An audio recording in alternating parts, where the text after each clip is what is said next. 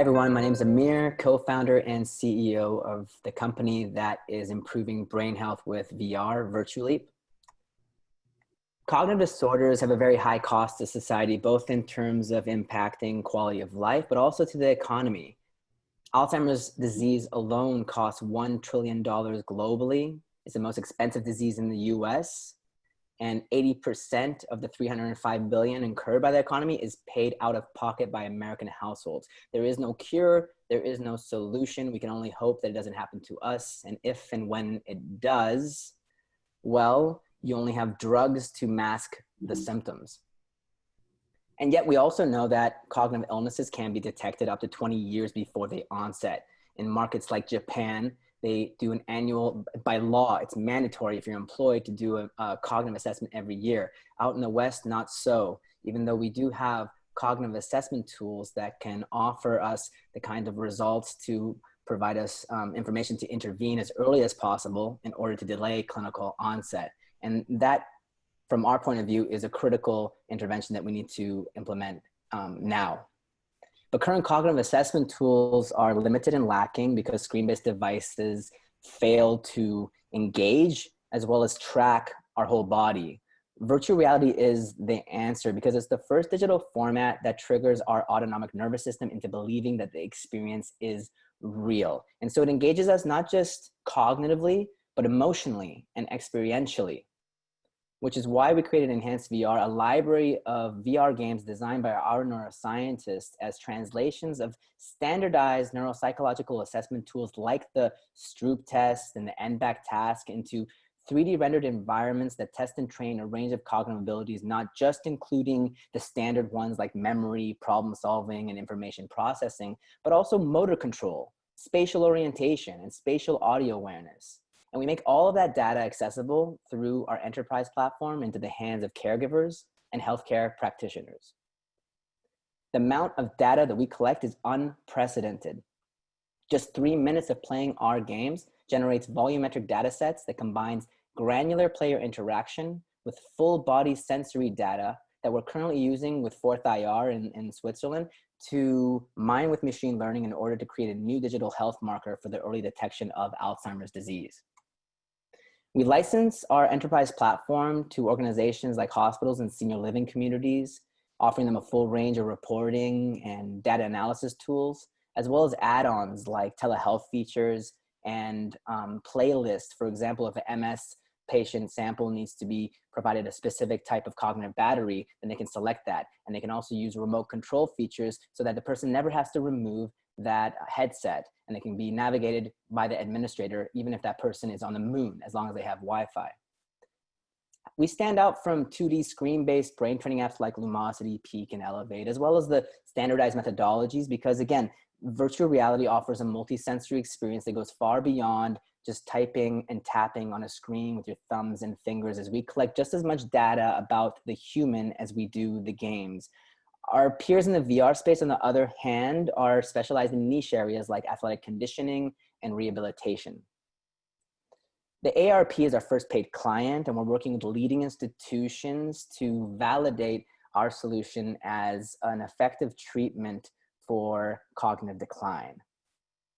We have 6 clinical studies planned to begin by 2021 in order to correlate our solution to traditional methodologies, most importantly, brain imaging, and to also validate transferability of cognitive skills and improvement to daily life activities, which we believe virtual reality is the killer feature that more or less has served as the holy grail for this sector of cognitive assessment and training. My co-founder and CTO, Hussein, and I have been working together for over 8 years. He's exited one fitness and wellness app, and I'm a market researcher, games publisher, and tech reporter who has covered the VR space for 5 years quite intensively. We've been recently joined by Nelson Dellis, 4-time USA memory champion. You can find him on the Netflix documentary Memory Games. He's the author of 2 memory technique books. He's leading our US operations and product strategy. And our team is a mix of scientists, specifically neuroscientists, and game developers and social impact entrepreneurs. I believe that this intersection of emerging technologies and the sciences represents an opportunity to tackle the biggest social challenges facing us today. Please contact me if you'd be interested to learn more about our seed round. We're raising $2.5 million on notes, as well as if you're an institute who would like to potentially explore a partnership, commercial or research. Thank you for your attention. Bunch of good questions rolling in. Esther Dyson, can you come off mute and ask your question, please? Okay, a very simple question. I'm just wondering if you're looking at this also for improving people's balance to reduce falls and, you know, just again, sort of improving proprioception and perception of the world around you so that you are safer. These headsets, it's really underestimated how much they collect in terms of the physical data and the body tracking, accelerometry, positioning. And the most simplest headsets track a minimum of 16 different data points. And so for use cases like Parkinson's or being able to do rehabilitation, any of these use cases, we're able to track all of that. In terms of body analysis, there's a lot of data there. We're not specifically specialized in that area, but we are tracking everything we need in terms of the raw data to be able to effectively address that kind of solution. Matt Clancy, can you come off mute and introduce yourself and ask your question, please? Yeah, good afternoon. Thanks a lot for the presentation. My name is Matt Clancy. I'm part of Covance and LabCorp and see a lot of potential use cases, but curious if you've explored monitoring traumatic brain injury, concussion symptoms, other areas that would, I think, benefit from this technology. So our closest partner is the VA healthcare system in San Francisco. David Pennington, lead investigator, he leads addiction, the addiction program for the VA, obviously, system. And the main thing for that is TBI, how TBI leads to addiction. And so because of that, we're particularly focused on that, yes. As well, we're also in touch with the Canadian Football League, who's very interested in applying that for, obviously, their health and safety program. So it is an active project that we're pursuing right at this moment. Awesome. Thanks so much.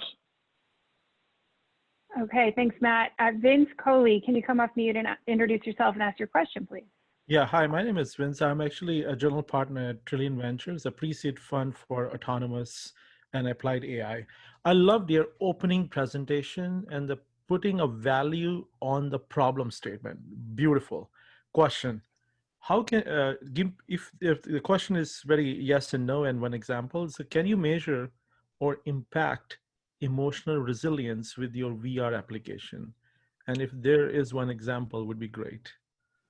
No, that's not something that has come in. We've created biometric algorithms that can infer emotional states, but in a very rough way that hasn't been validated. It's an extremely interesting application, but we're working with one BCI company in California right now, specifically in investigating that area, but it's not something we could do in and of ourselves by ourselves. We would need to integrate with another third-party biometric of some kind in order to assess that. I'm extremely intrigued in that same area, but our solution wouldn't give it to you in one and all. Okay, quick follow on. Do you have a plan to roll out in future this component? Not to short to medium term. Right now, we're specifically focused on neuropsychological assessment tools, but whether we work in partnership with companies that do specifically focus on that, then we have an opportunity to work as a consortium in that direction. Thank you, Amir. Thank you, Vince. Behruz Bebod, can you come off mute and introduce yourself, please, and ask your question? Sure, thank you. I hope you can hear me. And Amir, great presentation. It's a two-part question. So the first one is, do you see this more as a prevention or a treatment? And if treatment for the older age groups, let's say, what evidence do you have in terms of user experience and tolerance of this VR, AR? Thanks. On the first part, in terms of prevention, I think that where we're most immediately commercialized in particular is we're in talks with multiple pharmaceuticals where just in a few weeks ago, you know, the drugs that they try to implement in order to delay or prevent Alzheimer's are always abject failures. And so now they're trying to really work hard on finding novel solutions to be able to identify people with, for example, pre-MCI, mild cognitive impairment. And so we're working particularly as a detection tool right now because that's where we can solve the problem with them, the pharmaceutical industry. And I do believe with these machine learning based algorithms that mine volumetric databases, we can essentially find the gold dust in there to serve as the best of class diagnostic. But if we look at the long-term and the promising results of what cognitive assessment training or brain training technology has been indicating in research, I do believe that we're going to be able to show within the 24 to up to 36 month studies that are beginning in 2021 that transferability of cognitive improvement does work in this setting when virtual reality does offer embodied cognition in this type of content, this digital content. So ultimately in the long term, I do believe it's a treatment. I do believe that even when people say, can the elderly feel kind of alienated trying to use this high-tech technology? Well, virtual reality offers an ecologically valid experience that when they first try it, it's actually much more natural because it's an imitation of real life. So I do find that after the first jump into this experience, that it's something that people very much easily relate to if it's designed in a very careful manner. Virtual reality can be very, very comfortable, and I don't believe that people will have any resistance to it once they've tried it once and seen the value. Thank you. Great. And just quickly squeeze in one more from Einar Sawyer because it's a related question. Einar, if you can come off mute and introduce yourself and quickly ask your question. Hi, thanks, Katya. Thank you very much for the great presentation. And it's really a follow-on to the prior question. And there are people who don't tolerate the VR environment neurologically. Some are actually more seizure prone. Some just get actual motion sickness. So I just wondered if you had developed a little screening tool at the very beginning of the experience that could help, and maybe even you could develop some virtual modifications that could mitigate some of the symptoms they have with it and allow them to tolerate it. We have an accessibility design expert on board, and we have a lot of features. For example, depending on the color contrast and so on, can be adjusted. If someone's sitting in a wheelchair, for example, they can set it up so that the games will adapt to that. We try to add on more and more accessibility features like that. In terms of tolerability, we have our partners like the Pacific Brain Health Center run those tolerability tests first and ensure that our games doesn't have that effect. Of course, I'm sure there are certain situations where there are people that do have those effects. Nausea is not one of them. I believe that nausea in most cases, 99% of the time, they're because of these devices, which are not true VR devices. These are the devices we would call 3 degrees of freedom or 3DOF. They're actually glorified 360 viewers, which do not move your body as the content moves. And so that's what causes this cacophony and the nausea. But in terms of the other examples that you've mentioned, I believe in those extreme cases, unfortunately, we don't have a best of class approach to that, but certainly something we're always watching for and trying to address.